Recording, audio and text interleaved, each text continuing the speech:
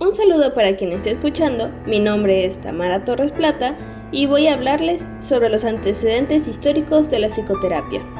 Esto con la finalidad de informar sobre la trayectoria de la psicología a como lo conocemos actualmente. Mi intención que sea en formato de podcast es el poder llegar a un público adulto y que a su vez no intervenga en sus actividades diarias.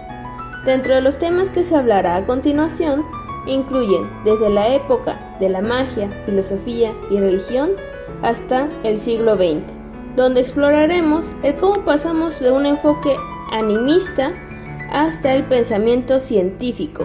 Como acabo de mencionar, en sus inicios eran predominantemente animistas.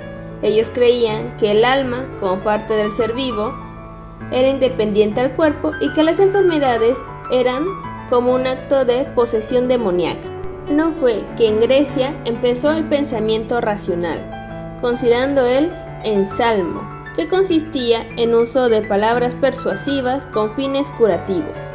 Hipócrates es el que propone la existencia de 4 humores: la sangre, la flema, la bilis amarilla y la bilis negra. Platón, por su parte, inicia el uso de la palabra psicoterapéutica, empleándolo en el razonamiento.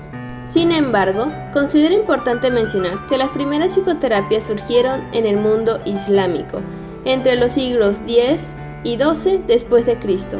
Pensadores y médicos como Abu Zaid, Zakaria al-Razi y Avicena introdujeron conceptos como salud mental y psicoterapia, además que describieron un gran número de alteraciones neuropsicológicas. Sin embargo, la aparición de psicoterapia en Europa se vio retrasada debido al cristianismo, la Iglesia Católica, que durante estos siglos bloqueó los avances de este campo. Y hablando de la Edad Media, consideraban que los trastornos mentales eran fruto de una voluntad sobrenatural, es decir, el diablo, por medio de influencia o posesión. Dichos tratamientos psicoterapéuticos iban enfocados en sacar al demonio, con oraciones, tortura, exorcismo, hasta incluso la hoguera. Ya entrando al Renacimiento, se humaniza la diferencia entre las personas.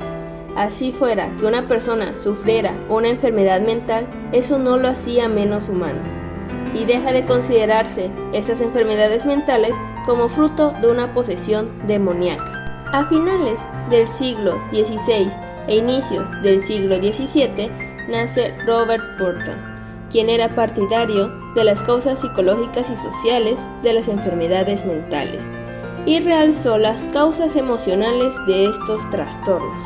Alrededor de 1790, en la Revolución Francesa, aparece Philippe Pinel, que fue un psiquiatra francés dedicado al estudio y al tratamiento de trastornos mentales. Él introduce el tratamiento moral, dar asistencia psiquiátrica. Daba mucha importancia a la relación entre paciente y médico y a los involucrados relacionados con el paciente. Ahora entrando a sobre cómo empezó todo esto de la psicoterapia, y ya vimos que Pinel en la Revolución Francesa fue el que inició con la asistencia psiquiátrica, podemos mencionar que empezó con el ámbito médico, por el uso de hipnosis como medio para llegar a la sanidad mental. Fue dado por el médico británico Braid. Hippolyte Bernheim fue un médico francés pionero en la psicoterapia y el quien estudió la sugestión a través del hipnotismo. Él mencionaba que los efectos logrados a través de la hipnosis podían ser obtenidos de igual forma en estado de vigilia. En la escuela de Nancy ya se menciona la psicoterapia. En 1870, Charcot estudió sobre la histeria y la hipnosis. Fue maestro de Freud, quien utilizó la hipnosis como técnica psicoterapéutica.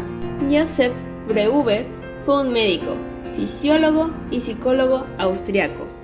Él propuso el método catártico por medio de su libro Estudios sobre la histeria en 1895. Este método consiste en ayudar al paciente a que expulse todas sus emociones vinculados a recuerdos traumáticos. Freud empieza a trabajar con este método llamándolo asociación libre. El psicoanálisis, como podemos ver, abrió las puertas al tratamiento mental a través de técnicas no mágicas. En 1892 surge la American Psychological Association, o Asociación Americana de Psicología, también conocido como APA por sus siglas en inglés. La asociación propone recursos para la investigación y la práctica profesional, además de que es la principal organización profesional y científica de psicólogos en Estados Unidos y la más grande en todo el mundo. Hablando un poco más de Sigmund Freud, fue un médico neurólogo austriaco, el cual propuso la teoría del yo, del ello y el superyo, además del inconsciente. Afirmaba que por medio de la hipnosis era temporal el tratamiento, hasta que aprende la asociación libre. Con él llega al inconsciente y a su vez lo relaciona con las experiencias en el sexo. Con el tiempo desarrolla su teoría del complejo de Edipo y en 1905 genera la teoría del desarrollo psicosexual en su libro 13 ensayos para una teoría psicosexual. En un principio, el psicoanálisis era casi exclusivamente de los psiquiatras. En 1930, los psicólogos clínicos comienzan a asumir el enfoque psicoanalítico como base teórica. Inician los primeros test proyectivos y los trabajos sobre la personalidad no relacionada al psicoanálisis. Para la Segunda Guerra Mundial, se reconoce la necesidad de la intervención psicológica. En 1949 se realizó la conferencia de Boulder en Colorado, Estados Unidos, donde asistieron un total de 73 miembros del comité, donde se representaban los campos de la psicología académica y la aplicada, la medicina y las disciplinas educativas. En esta conferencia se dio forma al modelo psicológico clínico. En 1958 surge el conductismo con Wolff, con su psicoterapia por inhibición recíproca, junto con Skinner y el trabajo de Eysenck. La terapia de conducta se convierte en un método científico de psicoterapia. Como tal, en 1960 se produce el primer enfoque psicoterapéutico, el cual fue el humanista, donde se basa en técnicas promotoras de la autorrealización. En 1950 y 1960 se produce el enfoque sistémico, el uso de la terapia familiar, en el cual, como su nombre lo dice, se estudia el sistema dentro de la familia para comprender y mejorar las interacciones y la comunicación. Entre 1960 y 1970 nace el enfoque cognitivo, que inicia con los trabajos de Ellis en 1962, Beck en 1967 y después con las aportaciones de Mahoney en 1974 y Meichenbaum en 1977. Posteriormente se fusionará el cognitivo y el conductual hasta que el día de hoy sea el que se conoce como terapia cognitivo-conductual, basado en teorías de ambos enfoques.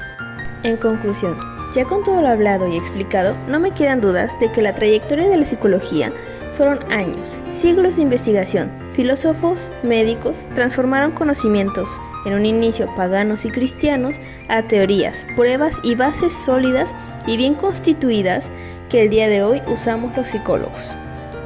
Espero que este video te haya servido para entender un poco más sobre la historia de la psicología. Yo soy Tamara Torres Plata, esto fue los antecedentes históricos de la psicoterapia y que tengas un buen día, tarde o noche.